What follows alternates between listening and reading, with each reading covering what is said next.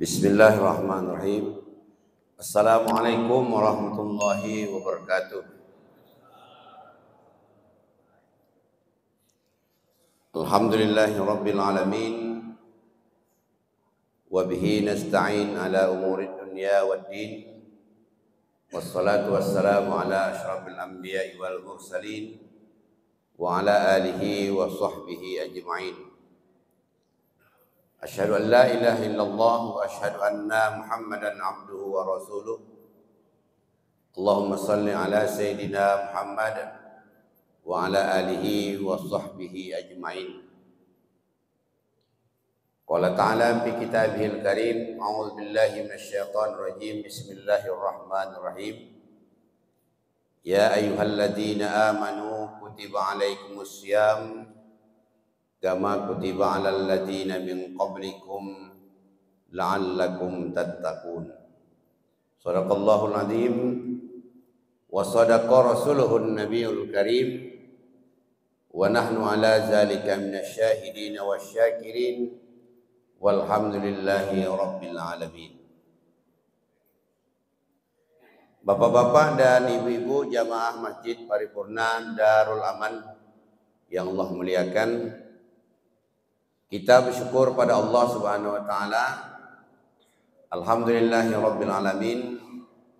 Pada hari ini kita diberikan kesehatan, dapat kita berkumpul bersama hadir di Masjid Paripurna ini dalam rangka melaksanakan sholat dan sekaligus kita mendengarkan pengajian atau tausiah. Semoga apa-apa yang kita laksanakan Allah berikan pahala dan Allah berikan ganjaran yang sebaik-baiknya untuk kita semua. Amin ya rabbal alamin. Berselawat kita kepada Rasulullah sallallahu alaihi wasallam. Allahumma salli ala sayyidina Muhammad wa ala alihi wa sahbihi ajma'in. Assalamu alayka ya Rasulullah. Assalamu alayka ayyuhan nabiyyu wa rahmatullahi wa barakatuh. Bapak-bapak dan ibu-ibu yang Allah muliakan, hari ini adalah merupakan hari yang pertama kita melaksanakan ibadah puasa tahun ini, tahun 1444 Hijriah. Semoga Allah berikan kesehatan kepada kita, semoga Allah berikan kekuatan kepada kita, dapat kita melaksanakan ibadah puasa ini dengan sebaik-baiknya, dan juga kita dapat melaksanakan rangkaian-rangkaian ibadah Ramadan juga dengan sebaik-baiknya. Maka dari itu, perintah ibadah puasa ini Allah cantumkan dalam Al-Quran. Dalam surah Al-Baqarah 183 yang kita bacakan tadi. Ya ayyuhalladzina amanu, hai orang-orang yang beriman. Orang yang beriman itu kita. Kutiba alaikumusiyam.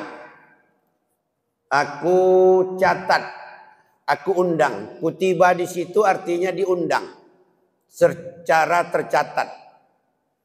Karena di dalam tafsir dijelaskan kutiba bimakna wajaba. Dicatat, diundang dan diwajibkan. Dalam artian bahwa yang diundang dalam melaksanakan puasa ini adalah orang-orang yang beriman. Maka di antara banyak kita orang-orang Islam ini nanti akan kita jumpai dia tidak puasa. Kenapa dia tidak mendapatkan undangan? Karena undangan manusia saja pun kita wajib datang kecuali uzur. Umpamanya Pak Piar ada pesta, dia undangnya saya secara tercatat. Di situ kutiba. Dalam artian bahwa diundangnya kita secara lisan juga. Kalau tanpa ada uzur, kita tak datang, kita dosa. Karena dalam undangan itu kita wajib datang. Nah ini. Maka begitulah dalam ayat ini, 183 dijelaskan ini, kutiba alaikumusiyam, orang-orang yang beriman itu diundang. Nah ini. untuk melaksanakan ibadah puasa. Jadi undangan itu secara menyeluruh, tapi ada di antara kita mungkin tertutup hatinya tidak mendapatkan undangan. Nah ini. Bagaimana tertutup hatinya karena tidak mendapatkan undangan? Karena hatinya itu tertutup, fi qulubihim maradun. Hatinya itu sakit. Artinya fazadahumullahu marada. Dengan hatinya sakit itu tadi, dia tertutup dari ajakan Allah Subhanahu wa taala. Maka dari itu nanti Bapak Ibu pasti nanti akan kita jumpai maaf-maaf kita, tetangga kita, saudara kita, teman kita, orang-orang dekat kita. Kadang-kadang di dalam penglihatan kita, kawan kantor kita, mereka tak puasa. Hatinya itu tertutup. Maka dari itulah kemarin sebelum Ramadan, hati kita itu kita bersihkan. Sebelum Ramadan kemarin, hati itu kita bersihkan. Mudah-mudahan nanti Ramadan ini juga hati kita itu bersih. Karena Allah Ramadan ini adalah syahrul azim, bulan yang mulia. Ramadan ini adalah syahrul mubarak, bulan yang membakar dosa. Ramadan adalah syahrul siam yang diwajibkan di dalamnya melaksanakan ibadah puasa. Ramadan adalah syahrul khair. Ramadan ini adalah bulan segala kebaikan. Maka kebaikan itu mesti diterima dengan hati yang bersih. Umpamanya kita contohkan. Umpamanya bapak ibu di rumah ada gelas. Bapak ibu di rumah ada gelas. Gelas itu kotor. Gelas di rumah itu kotor. Gelas kita itu kotor. Katakanlah karena umpamanya tahi cecah ataupun kotor lah begitu. Kita tuangkan air ke dalamnya. Air tidak bisa diminum. Kenapa? Airnya kotor. Kita tuangkan umpamanya kopi, tidak bisa diminum. Karena airnya kotor. Gelasnya kotor. Begitulah dalam artian bahwa tidak dia bisa digunakan, tidak bisa dia menerima kebenaran, karena hatinya masih kotor. Maka dari itu, kita kemarin itu sebelum Ramadan, hati kita memang kita bersihkan. Banyak caranya membersihkan. Itulah di dalam Al-Quran, di dalam hadis dijelaskan, man istaghfara faghfir lahu. Hendaklah kamu minta ampun kepada Allah Subhanahu wa taala. La yaghfiruz dzunuba illa anta. Tidak ada yang dapat mengampuni dosa kita kecuali Allah Subhanahu wa taala. Itulah kemarin kita istighfar kepada Allah Subhanahu wa taala. Dan itu juga kita lakukan saat-saat sekarang. Karena Ramadan ini salah satunya dijelaskan tadi Syahrul Mubarak, bulan yang membakar dosa. Sehingga sangat luar biasa. Satu hadis dijelaskan, man fariha bidukhuli Ramadan harramallahu jasadahu 'alan niran. Siapa saja yang gembira hatinya menyambut kedatangan bulan Ramadan, harramallahu jasadahu 'alan niran. Allah haramkan ia disentuh api neraka. Baru gembira saja sudah Allah haramkan. Baru gembira, belum dia berpuasa. Tambah lagi dalam hadis lain dijelaskan, man shoma ramadhana imanan wahtisaban ghufira lahu ma taqaddama min dzambi. Siapa yang berpuasa di bulan Ramadan dengan iman. Dengan iman dan penuh kehati-hatian. Di situ ada dua terjemahnya. Man shoma ramadhana imanan wahtisaban. Siapa yang berpuasa di bulan Ramadan dengan iman dan penuh hati-hati. Di situ ada terjemahnya dua itu, Pak. Dengan penuh hati-hati. Dia puasa dengan hati-hati puasa ini. Hati-hatinya di mana di sini? Dijelaskan hati-hati itu bahwasanya membatalkan puasa itu kan ada tiga sebenarnya. Membatalkan puasa itu. Secara syariatnya membatalkan. Yang pertama makan kita. Yang kedua minum kita. Yang ketiga tubuh suami istri di siang hari. Ini batal puasanya. Tapi kehati-hatian di sini dijelaskan dalam hadis Rasulullah Sallallahu Alaihi Wasallam. Ada orang yang berpuasa tapi tidak dapat apa-apa dari puasanya. Kecuali yang dia dapatkan haus dan lapar. Itu di dalam hadis dijelaskan. kam bin shaim. Banyak orang yang berpuasa laisa lahu min siyamihi, tidak dapat apa-apa dari puasanya illal ju' wal atas, kecuali haus dan lapar. Apa yang menghilangkan nilai puasanya itu? Yang pertama al-kazib, dia melakukan dusta di bulan Ramadan. Yang kedua al-ghibah, dia menggunjing di bulan Ramadan. Yang ketiga an-namimah, dia adu domba di bulan Ramadan. Yang keempat al-yaminul khamus, dia bersumpah-sumpah di bulan Ramadan. Yang kelima an-nazru bisyahwat, yang dia melihat dengan syahwat di bulan Ramadan. Inilah hadis ini dua terjemahan. Dia melaksanakan puasa dan dia melaksanakan puasa itu penuh dengan kehati-hatian. Apabila ia dilaksanakannya, ghufira lahu ma taqaddama min dzanbi, maka diampunkan segala dosa dan kesalahannya. Tapi tadi kita puasanya itu kita harus hati-hati. Jadi kita semuanya hati-hati. Jadi bapak kalau menelepon nanti istri ditanya jujur aja. Abang di mana? Kalau di kantor bilang di kantor. Nah, ibu gitu juga kalau ditanya di mana? Kalau di rumah bilang di rumah. Kalau anak nanti nilainya habis. Apalagi ghibah. Jangan sama sekali kita menggunjing di bulan Ramadan. Kenapa? Menghilangkan nilai pahalanya. Bapak Ibu yang Allah muliakan, inilah tadi kutiba. Kutiba di situ diwajibkan. Maknahu wajaba alaikumus syiyam, kepada kamu untuk melaksanakan ibadah puasa. Jadi kita diwajibkan untuk melaksanakan ibadah puasa. Kama kutiba 'alal ladzina min qablikum, sebagaimana diwajibkan kepada orang-orang sebelum kamu, la'allakum tattaqun, agar kamu menjadi orang yang bertakwa. Bertakwa di sini adalah terjemahannya bimtisalil awamiri wattinabun nawahi sirran wa alaniyah. Orang yang bertakwa itu dalam tafsir Jalalain dijelaskan melaksanakan perintah Allah secara utuh. Itu orang-orang yang bertakwa.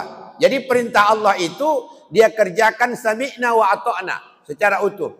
Kemudian dia meninggalkan segala larangannya, baik itu jelas-jelas atau terang-terangan ataupun dengan secara tersembunyi-sembunyi.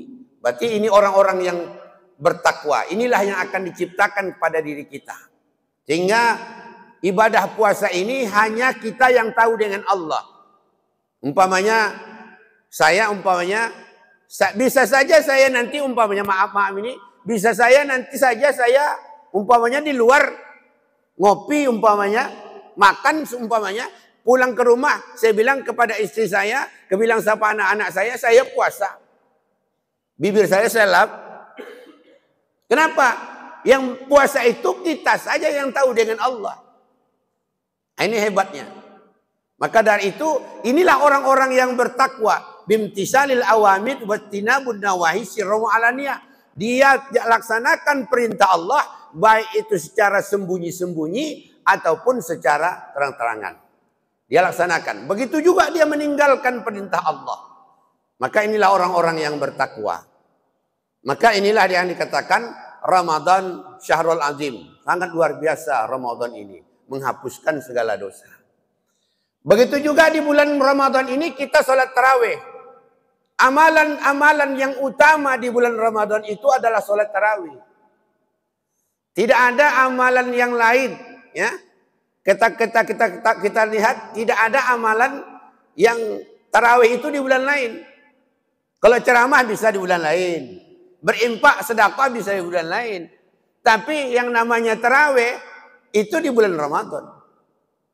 Maka tarawih ini prioritas. Prioritas tarawihnya. Maka dari itu ada rangkaian dijelaskan dalam hadis ini. Apa rangkaiannya? Man shoma ramadhana imanan wa ihtisaban, man qama ramadhana imanan wa ihtisaban. Siapa yang mendirikan salat tarawih, itu kan dijelaskan itu. Man qama di situ termasuk salat tarawih. Imanan wa ihtisaban, dengan iman ghufira lahu ma taqaddama min dzambi. Dalam artian bahwa puasa kita pada siangnya, tarawih kita pada malamnya. Maka dua ini dijelaskan bahwasanya orang yang sholat tarawih pada malam pertama, Allah berikan ganjaran, Allah hapuskan segala dosa dan kesalahannya. Itu nanti bisa dibuka dalam buku. Kalau tidak nanti bisa dibuka di Google keutamaan sholat tarawih. Siapa yang sholat tarawih pada malam pertama, Allah hapuskan segala dosa dan kesalahan. Berarti tadi malam, kalau benar-benar kita melaksanakan sholat tarawih itu, kita sudah nol lagi Pak. Habis dosa. Pahala kita sudah dapat semua. Itulah sayangnya Allah dengan kita. Apalagi dijelaskan dalam hadis itu, man istaghfara faghfir lahu. Di bulan Ramadan itu siapa yang minta ampun, Allah ampunkan segala dosa dan kesalahannya. Sangat luar biasa. Kita ini banyak dosa. Dosa jangan ditambah, pahala jangan dikurang. Nah, umur tak tahu kapan kita dipanggil. Ya. Umur tidak tahu kapan kita dipanggil. Ya Pak ya? Tak tahu. Kemarin kita waktu ziarah ke makam tuh saya tengok satu-satu kuburan tuh Pak RW. Udah saya tengok satu-satu. Hampir sudah saya tengok itu semuanya saya kenal. Wah, ini kawan-kawan saya dulu. Nah, meleret semua gitu. Ya. Sehingga di bagian depan itu kan sudah dibersihkan kan. Nah, itu. Maka dari itu Bapak Ibu yang Allah muliakan, keistimewaan Ramadan itu dijelaskan. Man istaghfara faghfir lahu. Siapa yang minta ampun di bulan Ramadan, diampunkan segala dosa dan kesalahannya. Itulah Bapak, minta ampun kita.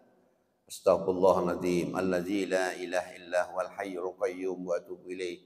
Bagaimana cara minta ampunnya? Banyak-banyak kita beristighfar kepada Allah. Minimal kita beristighfar itu 100 kali dalam sehari semalam. Ambil tasbih, kita istighfar, astagfirullah, astagfirullah, astagfirullah, astagfirullah, astagfirullah. Kalau kita kan duduk di sini itu kan 33 kali itu kan. Itu pun kadang imamnya saya tengok tak sampai dah 15 kali dah selesai buatnya. Iya kan? Kadang iya. Ya, subhanallah, subhanallah, subhanallah. Ya kan? Ada astagfirullah 3 kali. 3 kali zuhur, 3 kali asar, 3 kali maghrib, 3 kali isya. 3 kali 5, 15 kali. Rasulullah sudah dijamin sudah masuk surga. 100 kali dia istighfarnya sehari semalam. Nah ini kita banyak beristighfar kepada Allah Subhanahu wa taala. Ini jelaskan, man istaghfara faghfir lahu, orang-orang yang berpuasa itu kalau dia minta ampun kepada Allah, ya, Allah terima ampunannya. Kemudian selanjutnya keistimewaan Ramadan itu, man da'a fastajaba du'auhu, siapa yang berdoa di bulan Ramadan doanya Allah ijabah. Minta kita pada Allah. Itu ayat yang kita baca selalu pada bulan Ramadan. Wa idza sa'alaka ibadi anni fa inni qarib ujibu da'watad da'i idza da'an falyastajibu li wal yu'minu bi. Kalau Allah bertanya kepadamu tentang Muhammad, tentang aku, katakan aku itu dekat. Ujibu da'watad da'i idza da'an, akan aku kenankan, akan aku kabulkan permintaan mereka apabila mereka itu meminta kepadaku. Jadi kita minta di bulan Ramadan ini. Apa yang kita minta? Mintalah. Yang minta pertama itu minta ampun kepada dosa kita. Kalau Ustaz Somad mengajarkan itu ada minimal 4. Yang pertama minta ampun segala dosa dan kesalahan kita. Yang kedua minta ampunkan dosa dan kesalahan ibu bapak kita. Yang ketiga minta ampunkan dosa dan kesalahan pasangan hidup kita. Yang keempat minta ampunkan dosa dan kesalahan anak dan keturunan kita. Ustaz Somad selalu dibilangnya ini. 4 ini jangan lupa. Setelah itu yang lain-lain mintalah. minta kaya, minta ini, minta itu, minta harta, minta jabatan, serahlah. Tapi 4 ini prioritas. Minta ampun dosa kita, kemudian minta ampunkan dosa ibu bapak kita, minta ampunkan dosa pasangan hidup kita, suami atau istri kita, kemudian minta ampunkan dosa dan kesalahan anak dan keturunan kita. Ini 4 ini kata Ustaz Somad yang selalu disampaikannya. Ini jangan lupa. Setelah itu silahkanlah, apa-apa itu silahkanlah. Yang lain-lain itu minta kaya, minta jabatan, minta ini, minta itu, serahkan masing-masing lah. Inilah di bulan Ramadan dijelaskan, man da'a fastajaba du'auhu, siapa yang berdoa, doanya dikabulkan Allah Subhanahu wa taala. Kemudian di bulan Ramadan ini dijelaskan lagi oleh Rasulullah SAW, Futihat abwabal jannah, Allah buka pintu-pintu surga. Pintu surga Allah buka. Bagaimana Allah membuka pintu surga? Artinya bahwa amal ibadah Allah lipat gandakan nilainya. Amal yang sunat Allah bayar sama nilainya ibadah yang wajib. Amal yang wajib Allah lipat gandakan sampai 700 kali lipat. Itulah orang di bulan Ramadan ini berlomba-lomba untuk beramal. Beramal jariah, beramal ibadah, beramal soleh. Amal ibadah itu amal seperti ini. Amal ibadah itu amal seperti kita sholat, puasa. Ini amal ibadah namanya. Kemudian kalau amal jariah ini dia, umpamanya amal yang mengalir. Ramadan ini dia menyumbang untuk masjid, mensedekahkan Al-Quran. Itu amal jariah. Kemudian amal soleh. Amal soleh itu amal yang pantas. Amal yang pantas itu apa? Ibu-ibu umpamanya bikin les untuk ngantar pembukaan. Apa yang pantas kira-kira untuk kita berikan. Nah itu kan. Umpamanya nanti bapak-bapak nanti begitu belanja, dia sisihkan untuk takjil. Kadang takjil itu kan, apakah pantas kira-kira 2 butir kurma saja, 1 bungkus?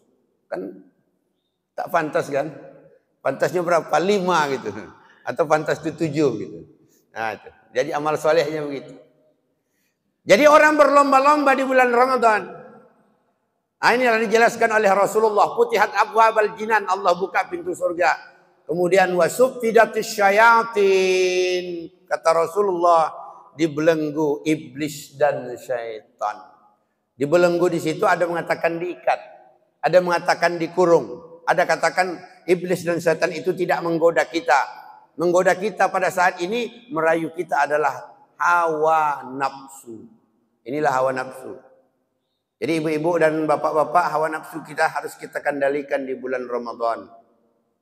Terutama nafsu perut. Itulah ibu-ibu nanti kalau puasa ini usahakan lebih kecil pengeluaran daripada bulan-bulan lain. Bisa kan? Nah itu. Nanti bapak-bapak terbantu juga itu. Kenapa? Kita kan makan hanya makan sahur sama makan malam, berbuka. Biasanya kan 3 kali 1 hari. Berarti menghemat dong 1 orang 20.000. Macam kami satu rumah itu 6 orang umpamanya kan. Kalau 2 kali 6 18, menghemat sih. Menghemat kan gitu. Jadi ini. Jadi ibu-ibu nanti dihitung. Berarti 1 kali off dalam 1 hari tidak makan. Katakanlah umpamanya 1 kali makan 20.000 kali 3 umpamanya 60.000. Berarti 40.000 makannya, menghemat 20.000. Ini diusahakan. Artinya bahwa bapak-bapak tidak terlalu banyak memberikan belanja makan di bulan Ramadan dalam rumah tangga. Ya Bu? Ya Bu? Ini kita coba nanti nih. Tak harus banyak. Umpamanya 1 bulan itu umpamanya, katakanlah umpamanya kalau 100.000 3 juta. 2 juta dah cukup itu Pak. Itu kan. Gitulah umpama ya kita contohkan. Ini. Nah ini, mudah-mudahan itu. Kemudian ayat ini juga dijelaskan, ya, bahwasanya Ramadan syahrul Quran, bulan Ramadan itu bulan turunnya Al-Quran. Kita banyakkanlah di bulan Ramadan ini membaca Al-Quranul Karim. Kita tengok dalam sejarah Rasulullah SAW setelah selesai menerima wahyu, Rasulullah duduk di dekat Ka'bah. Dekat Ka'bah itu nanti ada namanya Syazarwan. Disitulah Nabi kita tadarus Al-Quran bersama sahabat. Dan disitulah Nabi kita tadarus Al-Quran bersama malaikat Jibril. Tadarus Al-Quran itu ibu ada yang membaca, ada yang mendengarkan. Ada yang membaca, ada yang menyalahkan kalau salah. Kalau baca masing-masing nama itu Iqra'ul Quran, baca Quran. Kalau tadarus Al-Quran itu ada yang membaca, ada yang mendengar, kalau salah ada yang menyalahkan. Nah, ya Bu ya. Di sini kita juga begitu. Jadi inilah yang namanya tadarus Al-Quran. Jadi kita usahakan banyak-banyak kita membaca Al-Quran. Dan kalau bisa kita tadarus Al-Quran. Sehingga nanti Al-Quran itu masuk dalam hati kita. Hudal linnas wa bayyinatin minal huda wal furqan. Bapak Ibu yang Allah muliakan, ini saja yang dapat saya sampaikan. Mudah-mudahan ada manfaatnya bagi kita semua. Terima kasih atas perhatian dan atas perhatian kita semua, dan saya mohon maaf jika terdapat kekurangan dan kesalahan, dan saya akhiri. Assalamualaikum warahmatullahi wabarakatuh.